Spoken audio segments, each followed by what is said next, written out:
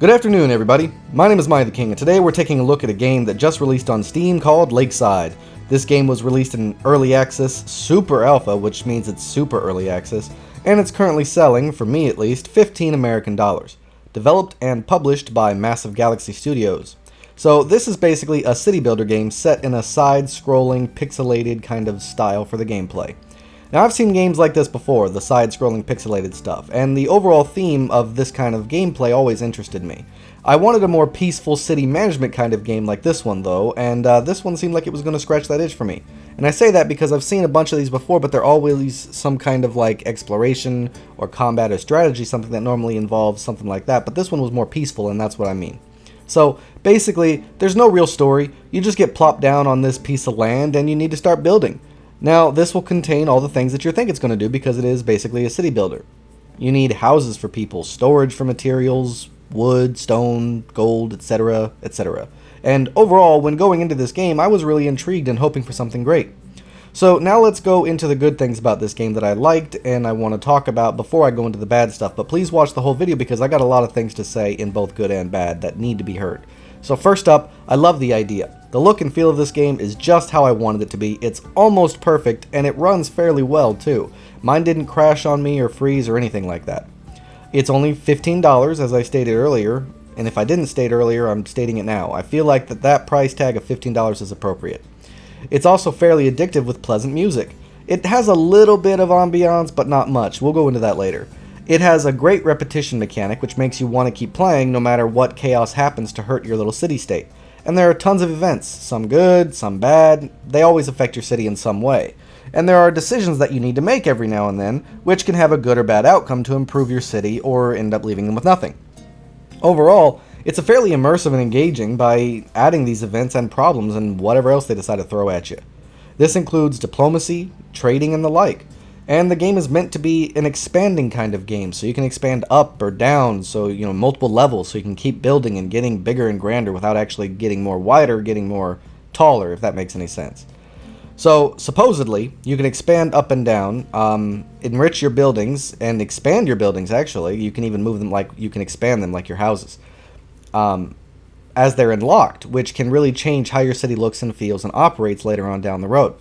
The game has randomized starts with randomized almost everything. So one day you'll play and you'll see the map you're looking at now, but the next time you start a new game, you'll have a completely new start. Apparently, according to the Steam store page, there are 3 different beginning starting areas. I only got to see 2, but that's okay. Unfortunately, I've only got the 1 recorded here. Now, I don't know if this was a fluke or what, but on my second startup, I even got a little tiny cutscene, which was kind of cool. But unfortunately, that's pretty much all the good I really have to say about this game. Now, I gotta go into the negatives, and I hate this because I really wanted to like this game. Now, look, I know it's in early access. I know it is, okay? I know that means more is coming. But if you've been on Steam for as long as I have, you know that early access is not a good enough an excuse. There are tons, hundreds of games out there that are putting themselves in early access just to milk people out of their money.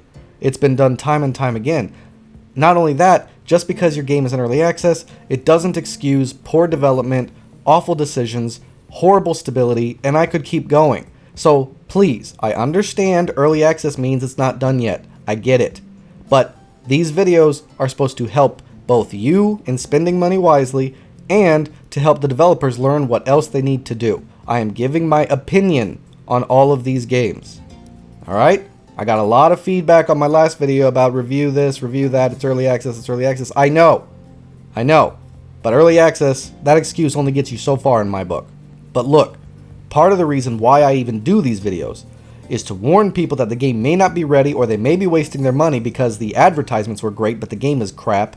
And 2, to help the developers to learn what they need to do to change, to fix it, or update it for the fans. Because yes, I'm a fan, okay? Being early access is an excuse, but to me it's a limited excuse, alright? Just know that when I'm going into saying these bad things, I'm aware it's early access, okay? Now, I'm understanding, but I'm not an idiot. Okay, so first up that irritated me is that there is no scrolling. Not really. You can't really scroll right or left unless you super zoom in. So this little space that you're currently looking at, that's pretty much it. You can go up and maybe down a little, but that's all. When you run out of trees to chop, there are just no more. They never grow back. You're out of wood, so unless you get lucky and happen to randomly unlock a building that'll help you, then you're basically going to be screwed. For stone, you can at least build a quarry that I found, but I couldn't find anything like a tree farm or something. I did find a plantation, which does give wood, but it wasn't nearly enough for what I needed, and I ended up losing more than I gained. Plus, it cost gold to make it, which I also didn't have a lot of. So it needs a different wood gathering mechanic entirely, or it needs to be changed or updated something. And it requires a better way to achieve gold. You know, I couldn't quite figure out how to achieve gold. The events that keep coming up, while a great idea, they're very poorly implemented. And what I mean by that is, when they hurt you, they really hurt you.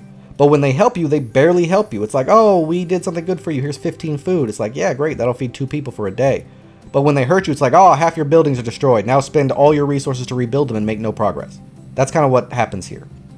They also mess up whatever it is that you're currently doing by resetting the cursor. So if you were looking through the build menu, boom, pop-up, and it takes you out of it. If you're grabbing a building and you're trying to set it down somewhere and then a pop-up happens, boom, it resets, goes back, you gotta go back and find it now.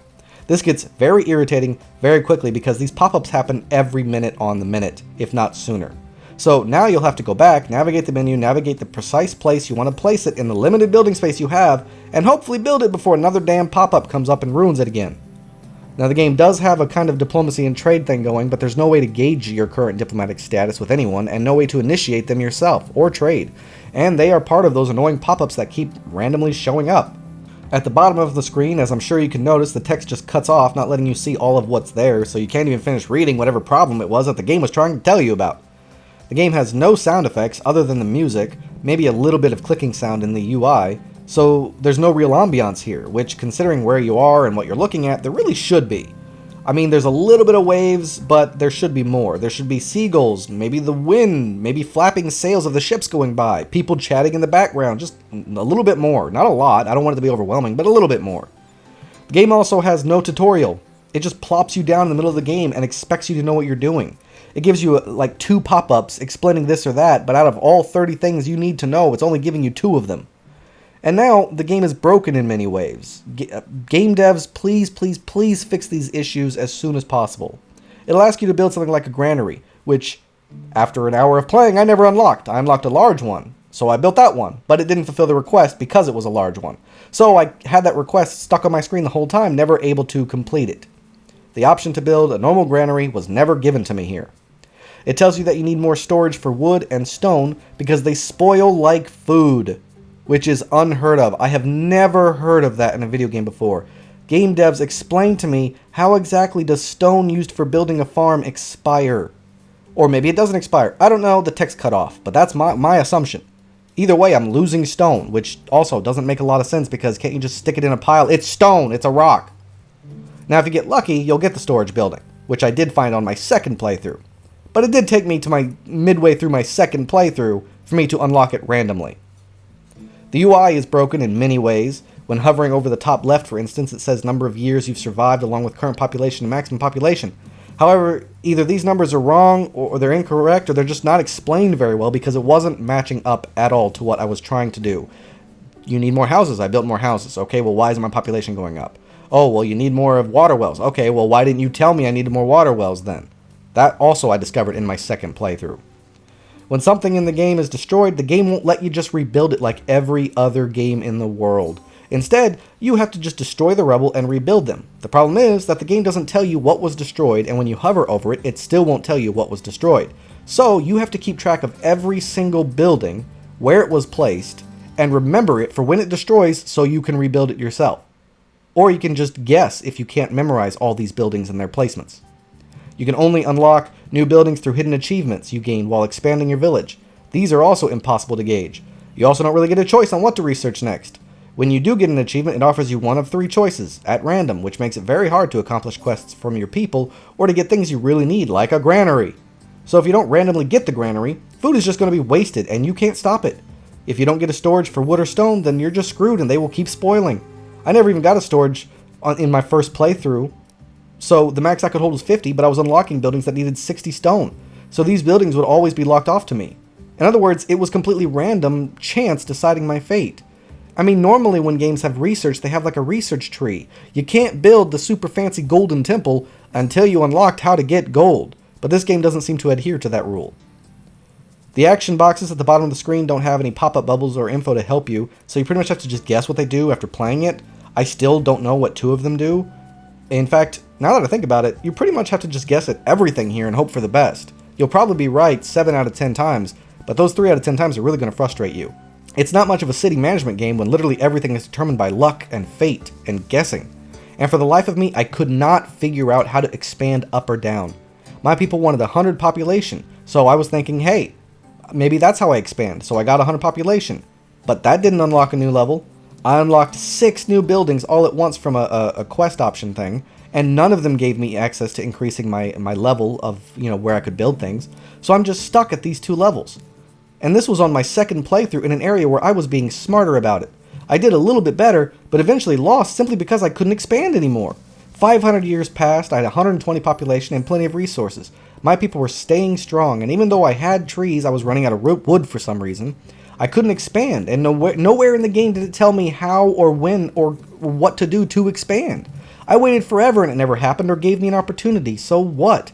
Maybe explain that a bit in the game, devs. Look, the bottom line is this. The game has a great idea going for it, it's really engaging, but it's super early access. It's missing a whole lot of stuff that it really needs. It needs pop-up bubbles. It needs tutorials. It needs more of a help, because if you click on the little question mark help symbol, all it tells you is what the keyboard buttons does.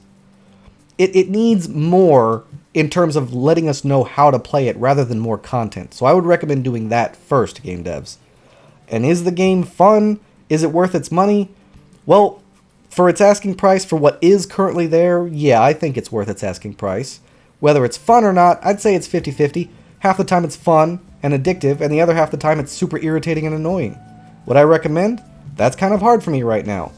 I think it's worth its asking price, and I hope that the devs make some updates that explain the game a bit and make it easier to play and understand, but I can't recommend a game based on what I hope happens. I guess it'll just be up to you guys. I'm not going to get a refund. In the overall look at the game, it feels like all the problems I mentioned could easily be ironed out through a few updates, and I hope they are soon. But if you don't want to deal with all the problems it has, maybe wait for a few updates before checking back on the game. I mean, it's more of a problem solver or puzzle solving game. You can't build the city the way you want to or make it look the way you want because you need this or you need that, so screw whatever else you wanted to do. And that inability to expand pretty much stopped me in my tracks. An hour into the game and I was done playing because I couldn't expand. That's a major problem. As of right now, it's more annoying to play and not very fulfilling than it is anything else. The only reason why I'm keeping it is because it was $15 and because the issues I mentioned seem fairly easy to fix and could come around any day now. So the choice is yours, everyone. I just hope my video managed to help some of you out there to spend your money wisely. Thanks so much for watching. Please like and subscribe, and if you have any questions or concerns, please let me know in the comments down below. Thanks again for watching, and I can't wait to see you again on my next adventure. So until then, I bid you all farewell.